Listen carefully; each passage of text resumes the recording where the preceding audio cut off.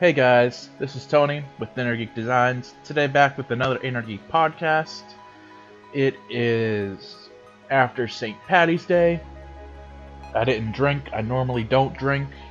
But it's sunny outside. It's a great day. It looks like we're finally past winter in Charlotte. And we are heading towards what can only be described as really freaking hot time. Lately in Charlotte we have had no spring or no fall. Just really hot and freezing cold. Those are the two options we get, and we gotta deal with that. But anyways, so today we're gonna talk about websites in 2018. Should they exist? Should they go away? Are they a relic of the past? Or do they have even use today? But like the normal formats of the podcast that I've been messing around with, I'm gonna talk about what I've been working on lately and give you guys some insight on how it is being a freelance designer. So I've had a couple calls with some potential clients, and I think this is a lot of things that people don't understand, is that as a designer, you can actually use free phone calls as a way to get in the door, and if not get the client, get them more familiar with you as a company, and give them some free information to help make yourself have more credibility to that client. So when they're down the road and they actually want to do that project, they know who to go to get that project done.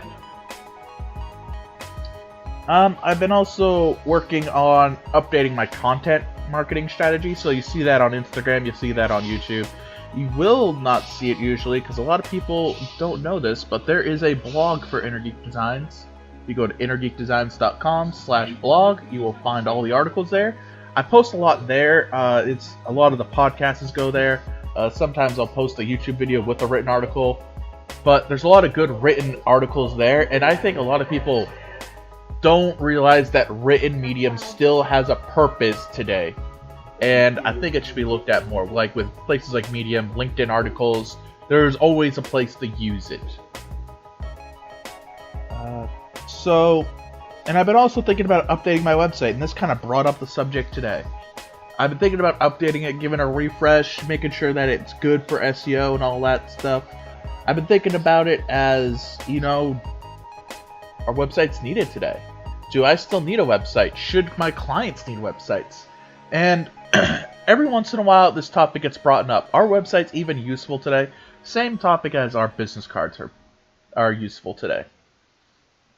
My answer is yes. So the way it worked was, first it was apps.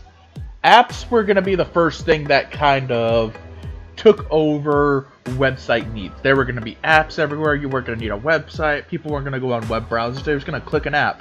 Well, the truth of the matter is no. They aren't. They're going to go where they're comfortable. And mobile is still a huge chunk of where websites are being visited. Huge. And it's only growing because people aren't using desktops or laptops as much anymore. They're using iPads and phones still a lot more than they were previously. And then it became, well, social media is where websites are going to go. You don't need a website because all your information's on your social media page. The thing is, why would you put your stuff on someone else's platform that you can't control? So one, you can't control the look of social media.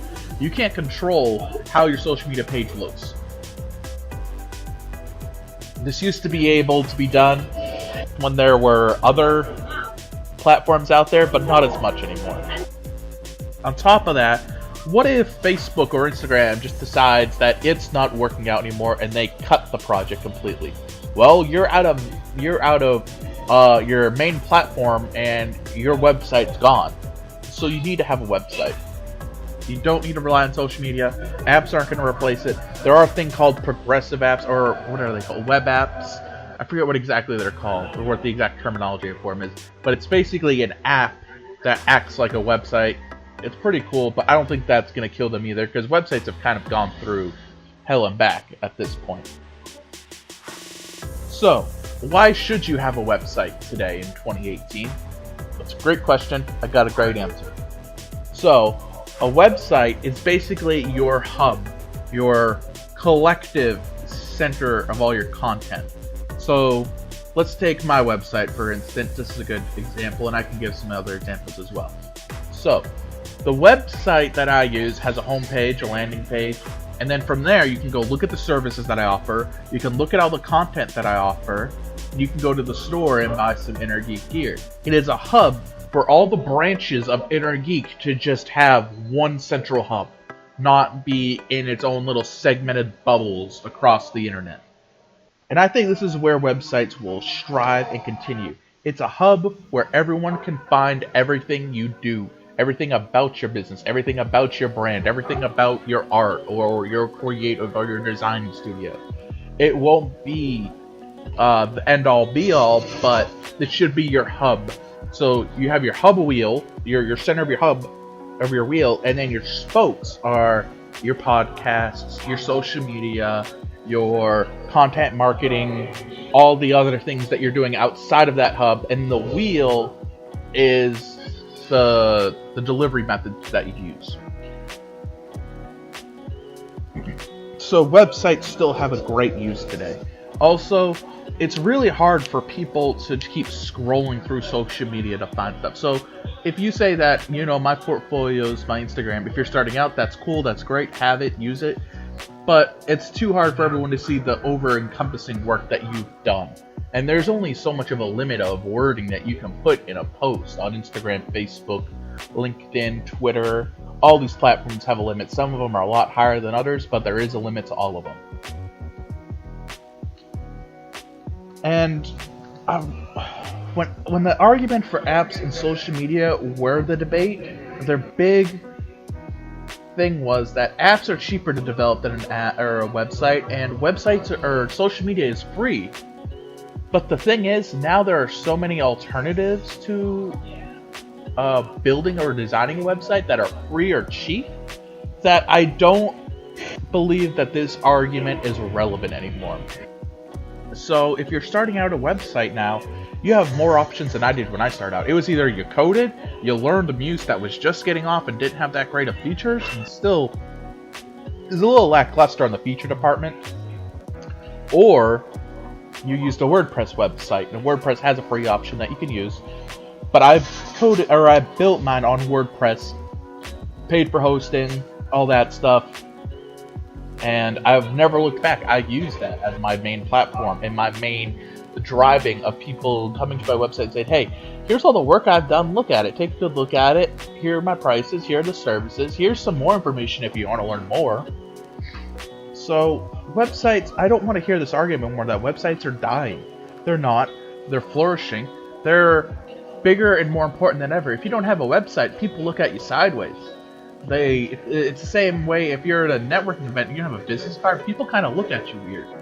I mean, I get it that people nowadays are texting and are going to just pull out their phone and get the number, but what if you need that little remembrance or that little, hey, this person was this kind of person and they had a business card. Other topic, other podcast episode will be talked about, but not here.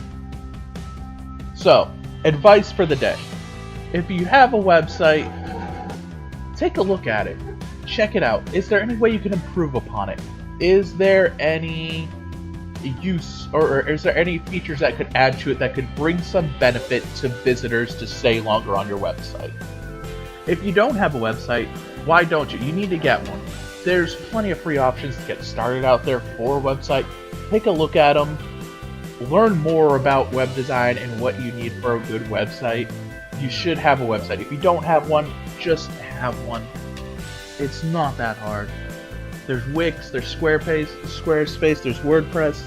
There's probably other ones that I'm missing that I don't know about, because there's so many out there now. Since Wix came out, there's just a flood of them now. But have a website. It's needed. Question of the day. That time. Do you think I am right, or do you really think that you don't need a website? Or do you think we still need websites? Do you still think in 2018 there's a need for websites? If you're on Anchor, you can call in and answer this question for me. If you're on YouTube, just leave a comment down below and I will throw it somewhere. If you're on SoundCloud, do the same thing. I'd like to hear your guys' feedback on this question. Do you think that websites are still needed in 2018? But that's going to do it for this, guys. This was a little bit of a longer podcast, but I've been trying to make them longer, trying to make it more enjoyable. And I'll see you guys in the next one. Bye.